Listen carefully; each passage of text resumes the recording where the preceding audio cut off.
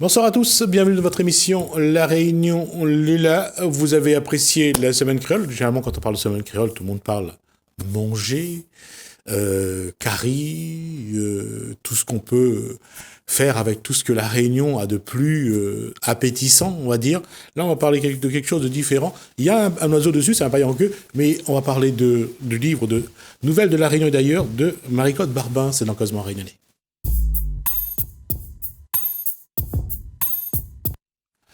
Marie-Claude Barbin, bonsoir. Bonsoir.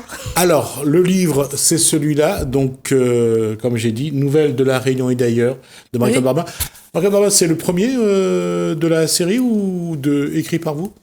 Non, c'est peut-être mon 7e livre, mais c'est le premier en créole. Ah! En créole et en français. Et en créole et en français, c'est un exercice de style?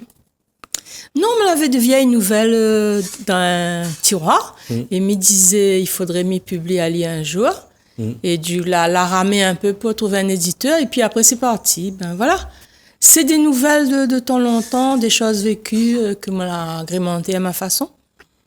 Et ces nouvelles-là, elle a été écrite comment? Au fur et à mesure, par exemple, la première nouvelle, c'est sur la petite coméa à La Réunion. Et la deuxième, c'est N'a point personne. Alors, l'a dit la fait. Ce qui fait le charme de notre île grâce à une commère attachante. Je suis désolé. Quoi? Mais je vais pas dire que le commérage, moi, je trouve ça attachant par moment. Hein. Il y a des moments où je trouve que Oui, je comprends. on dit des choses pas gentilles, pas vraies, et ça crée des polémiques. Ça peut être attachant, c'est vrai, quand c'est des petits trucs, mais généralement... Non, mais c'est la personne de la commère, c'est le personnage qui est attachant parce qu'elle y aime, elle a dit la fait, parce que c'est Joannelle est un peu trop molle et tout, mais les gens y aiment elle bien, même si affrontent elle de temps en temps, elle les recommence. Non, mais ils trouvent que le personnage elle-même, c'est qu'en plus c'est quelqu'un, c'est un hommage à une personne disparue. D'accord. Alors, n'a point personne. Ça, c'est la phrase que nous toutes l'a dit au moins une fois dans notre vie. Une fois et plus. Et quand on arrive à la case du monde qu'on dit pas il y a quelqu'un, on dit n'a point personne. N'a point personne. Pourquoi de monde il préfère dire n'a point personne plutôt qu'il y a quelqu'un? Nadmoun? Nadmoun, ben, je sais pas. Là, toujours été comme ça. Moi, dans mon temps, il disait n'a point personne. C'est une histoire de Mundéo. C'est un couple d'agriculteurs que les contents recevoir la maîtresse d'école le dimanche qui sortent dans les bas pour monter en haut pour voir, pour rendre dans autre visite. Et ils ont de l'admiration devant la maîtresse d'école et sa maman, quoi. Parce que pour eux, c'est les maîtresses d'école à l'époque. Il avait encore la petite case en paille, la cuisine en paille, c'était signe de richesse et de gloire, quoi. Voilà. Et après, tracas enfants? Bon, tracas enfants, c'est tracas d'une maman, n'a 4 enfants, le premier, mais surtout le premier, Jean-Bernard, parce qu'il tombe avec une madame, il mène Ali par à la baguette. Donc, le pauvre Jean-Bernard, la maman, il dit peut-être, il faut amener chez un devineur, peut-être que les ensorcelés, tout ça là. Et sinon, comme toute maman créole, elle a un problème avec son maramaille. C'est une histoire que vous connaissez? Oui. C'est ce que vous voulez dire. Alors, l'Australie, c'est un pays, les gaillards. Alors là, c'est la découverte de l'Australie par une jeune adolescente de 15 ans, qu'elle est partie avec son papa, sa maman, son mamie, son papy, en Australie. Elle y découvre Phillip Island, l'endroit où il y a des pingouins nains qui sortent dans la mer le soir, et les autres a pris un billet pour aller visiter cette réserve d'animaux sauvages, et elle y découvre les koalas, les wallabies, et puis il arrive une affaire dans la case, enfin, il y a un suspense, quoi, il arrive un truc à la maison, et elle a eu peur. Elle a eu très peur. Allez, on va pas dévoiler le suspense. Alors, croisière Costa les DOS, pourquoi? Oui. Parce que c'est un couple de réunionnais, les enfants ont un billet pour le 30e anniversaire de mariage, et ils ont gagné un billet pour aller Costa Croisière d'un PL de l'océan Indien. Et là aussi, pareil, il y a des aventures. Bon, à Maurice, ça va, mais avant, on faisait escale à Mombasa. Maintenant, on a arrêté. On va préciser où se trouve Mombasa. Mombasa, c'est en Afrique du Sud. Voilà. Et il y a donc, là, ils ont eu peur aussi à Mombasa. Et puis depuis, je sais pas pourquoi, mais les bateaux de Costa ne s'arrêtent plus à Mombasa. parce que c'est pas très sécurisé. D'accord. Voilà, donc il y a une aventure là aussi pas mal. Oui, toujours, ça part toujours d'un fait Réel. réel. L'eau blessée, l'île des Pins. Alors là, c'est l'histoire de deux amis qui partent visiter l'île des Pins à bord d'un ferry. Ils sortent à Nouméa, elle est en vacances à Nouméa, la jeune femme, et avec sa copine. Ils passent une nuit là-bas et puis pour retour, ils prend le ferry et à bord du ferry, il y a un monsieur. On dirait il arrive à lui un accident, mais quoi? Et on dirait qu'il souffre, il crie l'assassin. Mais qu'est-ce qui s'est passé? Vous le saurez en lisant l'histoire. Voilà. Donc, septième donc, livre écrit par Marie-Claude Barbin, donc Nouvelles de la Réunion et d'ailleurs. C'est déjà dans les librairies? Il peut citer le nom de la librairie? Si vous voulez. Bon, alors il trouve à Autrement Saint-Denis Saint-Pierre, par les hauts, par les bas. Il trouve à la librairie Gérard, à la librairie La Nouvelle Colombe au Tampon et à la librairie de l'Hermitage. Mais attendre le feu vert pour être à Leclerc. D'accord. Parce que nous, auteurs, il faut qu'on ouvre une micro-entreprise, qu'on prenne un cabis, c'est compliqué. D'accord. Tous, ils nous demandent tous un cabis. Or, on n'est pas auto-entrepreneur, donc on est obligé de se débrouiller. Voilà. Pour la distribution. D'accord. Ça a été écrit en combien de temps? Ben, je m'y connais même plus, parce que m'a revenu dessus à plusieurs reprises. Moi, même participé au concours langue créole dans au moins 3 ans. La remis d'un tiroir, enfin, mais je l'ai amélioré. Non, elle a pris du temps. Parce que pour la graphie, surtout. Pourquoi? La graphie pose un problème en créole? Aïe, aïe, aïe. Bon, ben, tout le monde est en train d'essayer de trouver une graphie normalisée. Moi, là, essaye de prendre Et le cas. l'Office à langue créole l'a regardé ou pas? Gauvin l'a regardé? Axel Gauvin? Non? Lydia non plus. D'accord. Je ne connais pas. Ça, ce petit livre a été édité par un éditeur oreilles de là-bas dehors. Ouais. Donc, je dis, moi, les gars, ils corrigent le français, puisque les traduits en français, mais pour le créole, ben, s'il y a 2-3 coquilles, il ne peut pas. Moi, là, essaye de prendre le K et le Z. Le W, m'y gagne pas. Voilà, on a fait mon écriture. C'est donc l'écriture des années 70, là, le fameux K. WZ. KWZ. C'est les K. C'est les trucs. Ben oui, mais on a pris le dictionnaire de Alain Armand, le Ouais. premier dictionnaire. On la regarde à peu près comment on l'y écrit. Après, on essaye, fait ma manière, en essayant de respecter toujours le... Là, c'est l'orthographe qu'il fallait respecter. Voilà, il pas vraiment fallait la graphie. respecter. Bon, ouais. C'était pas facile. C'était pas facile parce qu'aujourd'hui, Milia me dit, ben oui, moi, l'a écrit, mais comme Milia. C'est plus la même chose. Tout à fait pareil. C'est plus la même chose parce que quand on regarde le mot, on a l'impression que c'est un autre mot et c'est un autre sens. Oui, et puis pour moi, relire à moi, parce qu'il faut me relire à haute voix. Ouais. Et oui, nous l'avons parti avec les lycéens du lycée Le Vavasseur. On a parlé de ma nouvelle parce qu'elle est parue dans Lettres de Lémurie 3, avec d'autres auteurs. Moi, c'est la seule à avoir écrit en créole et Zouar Avalosson, il a accepté ma nouvelle d'après un personne. Alors, on va montrer donc Lettres de Lémurie 3. Voilà, Alors, l'auteur, c'est donc... Ben, il y a plusieurs auteurs, c'est un recueil. Il y en a 2 dedans, déjà, j'ai vu. Ouais, il y a des femmes réunionnaises. On est 4. Donc, alors, on signait donc le rêve que recommence Sophie Bazin et justement Joari Avalosson. Donc là, il y a Monique Mérabé, moi je crois que j'ai eu l'occasion déjà de le recevoir. Il y a pas mal de monde, Il y a Monique Séfrin, Jean-François Samelon. Jean-François Samelon, Marie-Claude Barbin, dedans également. Ouais, t'es content? Jean-Louis Robert était également dedans. Oui. Ananda Devi également y est. Mohamed M. Saïdi est également dedans. Donc Alexandre Bisson. Il y a quand même quelques auteurs déjà bien connus. Railo Volovi également dedans. C'est un hasard. Alors, on va essayer de parler de la nouvelle de Marie-Claude Barbin. C'est quoi comme nouvelle? La poème personne, page 54 au début. Au début? D'accord. Ah oui, Marie-Claude Barbin. Alors là, la nouvelle, c'est... Il y a quelqu'un. Voilà. Là en français. N'a point personne. Voilà. D'accord. Et là, c'est la même chose qu'ici, non? C'est la même chose. La même chose? Ouais, c'est extrait de ce livre. D'accord. Et lui, il est sorti il n'y a pas longtemps, après le confinement. Et mon livre est sorti tout de suite après, comme par hasard. Donc, ben voilà. la première personne, c'est vraiment quelque chose qui pour vous, c'est un trait de la Réunion. Mais je trouve que c'est la plus jolie nouvelle et plus facile, par exemple, pour lire, quoi. Pour lire à haute voix et pour raconter, mais je trouve que il traduit beaucoup plus la Réunion longtemps.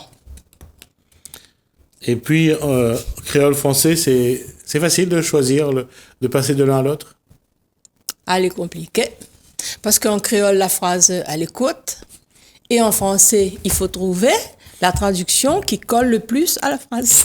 Ça, c'est pas facile. Est-ce que c'est pas aussi le fait qu'en créole, on peut faire ce qu'on veut? Exact. Et qu'en français, on a quand même un code, un cadre, on a quand même des règles de vocabulaire, d'orthographe.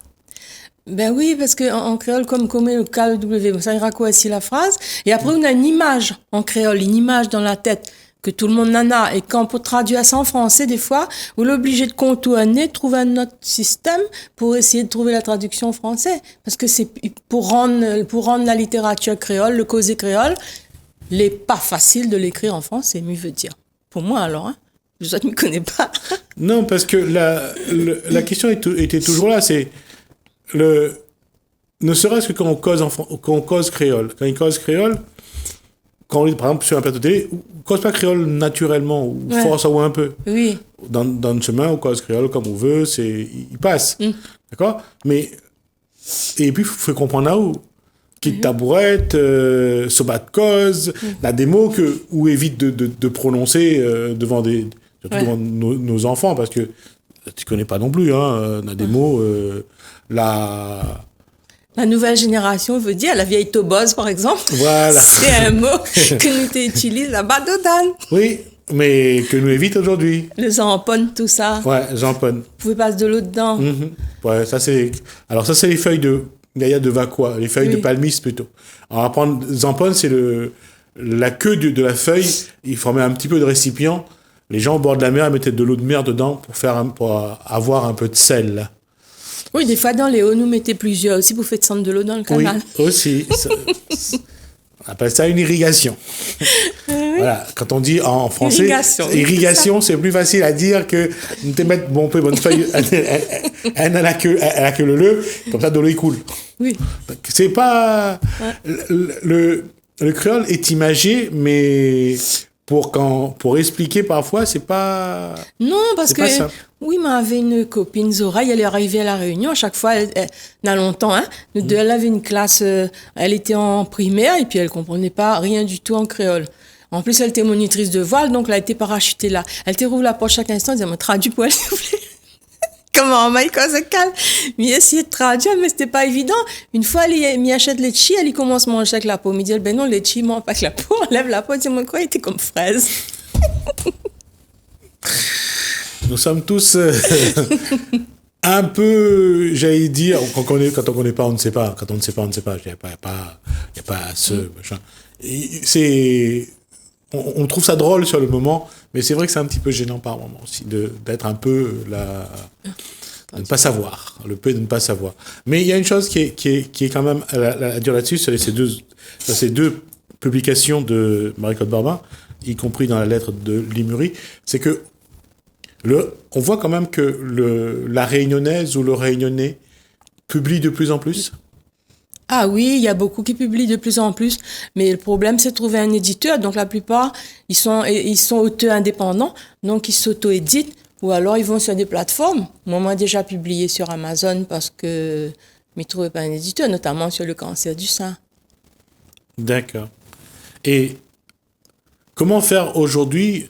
Qu'est-ce qui explique que les auteurs réunionnais, puisqu'il y en a quelques-uns, et je les ai vus passer sur ce plateau, n'arrivent pas à travailler ensemble, n'arrivent pas à créer une association, à essayer de travailler ensemble, de s'accompagner mutuellement, de s'entraider. Ça, c'est pas possible. Chacun travaille dans son coin et chacun il essaye, garde ça pour lui, ça l'est à moi, ça. Oui. Mais en fait, l'écriture, c'est vrai quand l'écriture, c'est une activité personnelle, intime. Donc, pour travailler ensemble, c'est compliqué. Et puis, chacun son ego aussi. Les auteurs, ils ont un ego des fois un peu trop gros, qui fait qu'il est compliqué de travailler ensemble. Mais c'est vrai, l'écriture elle-même, par essence, c'est quelque chose de tellement mis répétamment là, intime et personnel que, soit, par exemple, mis en tant que dans des auteurs en créole, ils travaillent ensemble. Ben, c'est bien, mais moi, m'y débarque dans le monde de la littérature créole. Donc, moi, il est encore tout seul. Mi protège c'est que la main, comme ça, ben là, ils volent pas. Non, c'est pas ça. C'est que c'est difficile d'entrer dans le rond, si vous voulez. Ah, d'accord. Tu comprends? Se faire accepter par les autres, c'est pas simple. Oui, moi, il y a tellement de critiques pour mon livre que la partie publiée à l'idéal là-bas. C'est pas parce qu'un livre n'est pas apprécié par des collègues ou des confrères que c'est pas un bon livre. Le public peut trouver ça très intéressant. Il y a des films qui sont annoncés, qui sont très bien, que tout le monde trouve très bien, qui ne marchent pas, alors qu'il y a des films que du bouche à oreille va amener du public. Ce livre, je pense que ne serait-ce que l'a dit l'a fait, n'a point personne, ça fait. Et puis parler de la Réunion, là on va pas un petit peu dans les hauts, parler de le regard, parce que même si c'est une île de 850 000 habitants, on a de sacrées différences entre tel endroit, telle personne, et à la Réunion on est vraiment différents, quoi. C'est vrai qu'on vient d'origines différentes. Oui, et puis par exemple, dans chaque petit coin, par exemple, la rivière Saint-Louis, il en a un accent très non-chantant, il en a son vocabulaire, Saint-Joseph, il en a encore un autre vocabulaire. Moi, on a vécu à Dodane, avait un autre vocabulaire. Donc, chaque créole, on a ses petits mots spécifiques, quoi. On y trouve. Et que, ben oui, je pense que... Bon, disons, ce recueil arrive à point, parce qu'il est arrivé dans la semaine créole, mais je crois qu'il va trouver son lectorat, c'est-à-dire qu'il part bien le petit livre. Et rapidement, quels sont les autres livres que Marie-Claude Barbin a publiés? Ah, mais comment depuis le début, là? C'est le moment de faire un exercice de mémoire. Hein? Allez, l'âge. Alors, j'ai publié en 2010 chez Orphy, L'insensé. C'est une histoire de petite vidéo de maltraitance. De toute façon, moi, tous mes thèmes, ils tournent autour de la maltraitance, de la violence, parce que moi, j'ai une formation de psychologue clinicienne et moi, j'ai travaillé avec les enfants en difficulté et aussi dans une association d'aide aux victimes de violences. Donc, mon champ de compétences, c'est plutôt ça. La mise hors de ma zone de confort en écrivant en créole. Le deuxième livre, c'était Quand les mots manquent, la violence explose. Ça, c'est un livre édité chez l'Harmattan. Là, il y a eu quand même son public parce que c'est mon expérience professionnelle préfacée par un avocat pénaliste. Et j'ai suivi aussi la violence devant la cour d'assises. Enfin, c'est pour tout public. C'est un peu la vulgarisation de la psychologie pour les parents, les enseignants, les professionnels qui s'occupent des enfants. Là, deuxième. Après, j'ai publié Conflit de voisinage, une solution est-elle possible? Azalée Édition. Azalée a fermé la boutique. Ah, d'accord. Après, on l'a publié sur Redilive, amour.com, mais il n'a pas marché parce que les libraires n'ont pas joué le jeu. En fait, c'était une histoire de femme de 50 ans qui cherche l'amour sur le net, qui se fait souvent escroquer, quoi. Et après, qu'est-ce que j'ai publié encore? J'ai publié Ras le sein cancer, sommes-nous des cobayes? Sur Amazon, où je parle du système de soins, du charity business, tout ça, mais pas trop pour. Enfin, moi, ce que nous demandons, c'est surtout l'information, beaucoup d'informations aux patientes et des groupes de parole. Après, qu'est-ce que j'ai publié encore? J'ai publié L'enfant et le prédateur. C'est un livre sur les violences sexuelles faites aux enfants. D'accord. Et qu'est-ce qui reste quel va être le prochain ouvrage de Marie-Claude Barbin? Pour l'instant, il est en stand-by, là. Il n'y a pas de... Non. Il n'y a pas un projet de... Non, peut-être de réédition de mes anciens livres. Peut-être. Mais pour l'instant, non. Pour l'instant, la source est tarie. Il n'y a pas un sujet aujourd'hui qui donne envie de... Si, il faudrait écrire un livre encore toujours sur les faits de société, c'est plutôt mon domaine. Mais il trouve que le confinement, par exemple, les gens qui étaient déjà, solidaires, qui avaient déjà une envie d'aider les autres, ça s'est multiplié. Ils sont devenus plus solidaires, mais ça a aussi renforcé l'égoïsme des gens. m'y trouve là exacerber les pulsions mesquines, destructrices, égocentriques, les gens l'enfermer dans ce truc. Par exemple, quand on sort dans la rue, on voit les gens, soit les gens ils causent un peu avec vous, et puis soit des gens les désagréables, quoi. Et ça, c'est le confinement. Peut-être faudrait écrire là-dessus. Merci Marie-Claude Barbin pour cette présentation. Ça a été un plaisir en tout cas de se revoir. On attend le prochain. Tout à fait. D'accord. Merci Alors beaucoup. moi je vais juste faire la transition. Alors demain 11 novembre, on va se rappeler qu'il y a de milliers de Réunionnais qui ont participé à la Première Guerre mondiale, donc la guerre 14-18, puisque c'est l'armistice le 11 novembre 2018, de 1918, donc ça a été l'armistice. On va revenir sur ce qui a été fait par le service par deux personnes, d'une part Marie-Gertrude Carpanin et Benoît Forestier. Donc on a mis 2 stèles, un à La Réunion, l'autre à Douaumont, sur le site de Verdun, pour rendre hommage à ces nombreux Réunionnais qui sont morts. Je vous propose 3 reportages. D'abord un reportage à Verdun, la réaction de Marie-Gertrude Carpanin et de Benoît Forestier, hommage aux Réunionnais morts pendant la Première Guerre mondiale.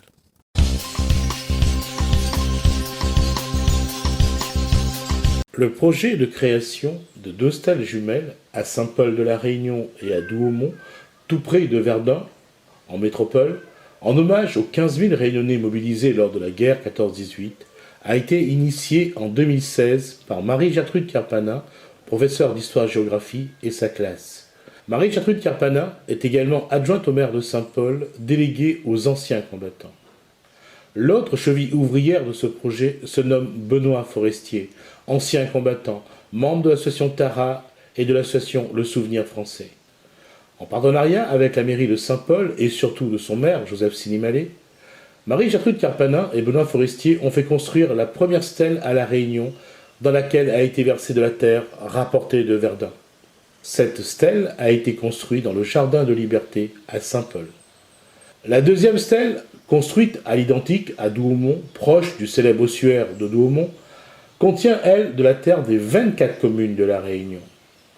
Celle-ci a été inaugurée le 8 novembre dernier en présence du maire de Douaumont, du premier adjoint au maire de Verdun, d'anciens combattants des communes environnantes, d'un militaire réunionnais engagé dans la Meuse, de 3 Réunionnais installés en métropole et venus par fierté, des sénatrices de La Réunion, Nassima Dindar et Viviane Mallet, et bien sûr de Marie-Gertrude Carpanin et de Benoît Forestier. La cérémonie, solennelle et forte en émotion, a inscrit un peu plus La Réunion dans l'histoire de la Première Guerre mondiale. Ces 2 stèles jumelles, voulues en premier par Marie-Gertrude Carpanin et Benoît Forestier, rappellent à toute la France en général et à La Réunion en particulier que 15 000 Réunionnais ont été mobilisés à partir du 4 août 1914. À cette époque, La Réunion comptait moins de 180 000 habitants.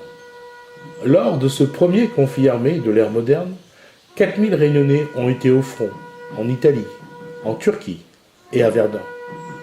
1355 Réunionnais n'ont jamais revu leur île. À leur mémoire, et à la mémoire de tous les Réunionnais qui ont défendu la patrie en 14-18, souvenons-nous de leur courage et de leur sacrifice pour la paix et pour notre liberté. Mourir ensemble, et ce, pour avoir le droit de vivre ensemble.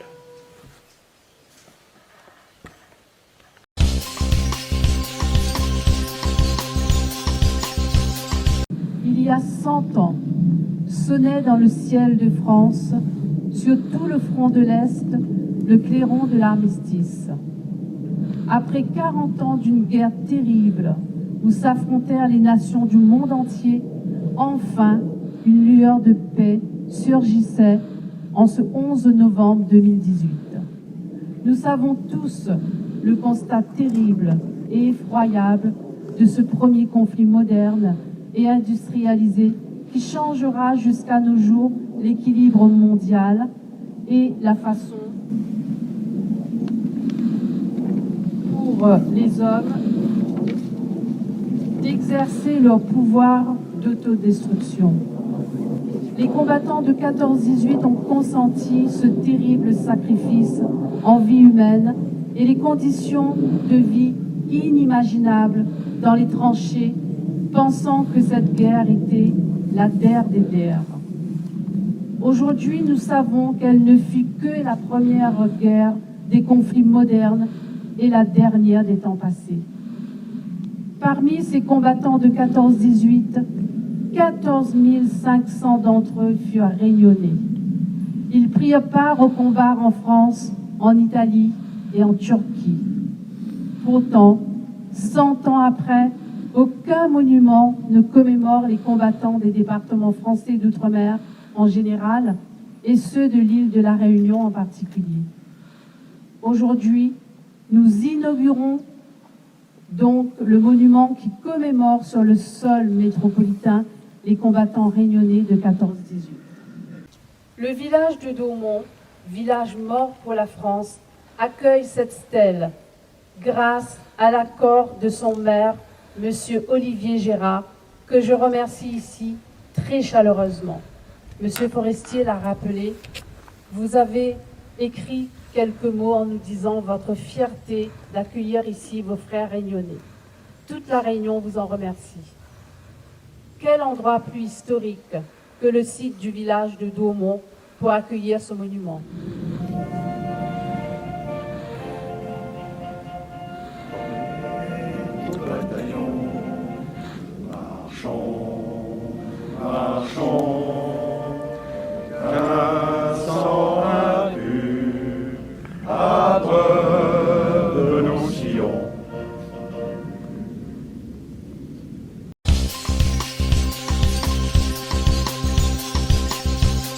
Nous sommes aujourd'hui rassemblés sur cette terre sacrée et historique du village de Daumont, non pas pour commémorer le souvenir d'un combat, d'une victoire ou la mémoire d'un homme célèbre de l'île de la Réunion ou de notre nation, mais tout simplement ou pour faire l'histoire, je dis bien oui, l'histoire. Il y a 100 ans, pendant le premier conflit mondial, la Grande Guerre de 1914-1918, l'île de la Réunion a contribué volontairement et de façon significative à la protection et la conservation des valeurs de notre République française en envoyant ses fils combattre sur le sol de la métropole d'Italie et de Turquie. 10% des habitants de l'île de la Réunion, soit 14 500 Réunionnais, sont partis vers l'inconnu, vers la métropole, en guerre contre l'Allemagne. 1380 d'entre eux n'ont jamais revu le ciel bleu de l'océan Indien et de leur île natale.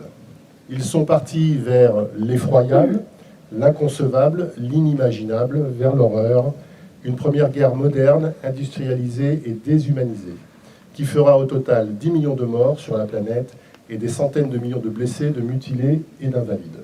Ceux qui sont revenus sur leur île, en apparence sains et saufs, ont été marqués à jamais par les épreuves endurées, des conditions de vie inhumaines, les épreuves du combat et l'attente de la mort, soudaine à chaque seconde. Pourtant, ayant contribué au même titre que chacun des 10 millions de combattants français à la préservation des valeurs de notre République et à la défense de nos libertés individuelles et collectives, en 100 ans, ils n'ont jamais été honorés sur le sol métropolitain par un monument érigé en leur mémoire.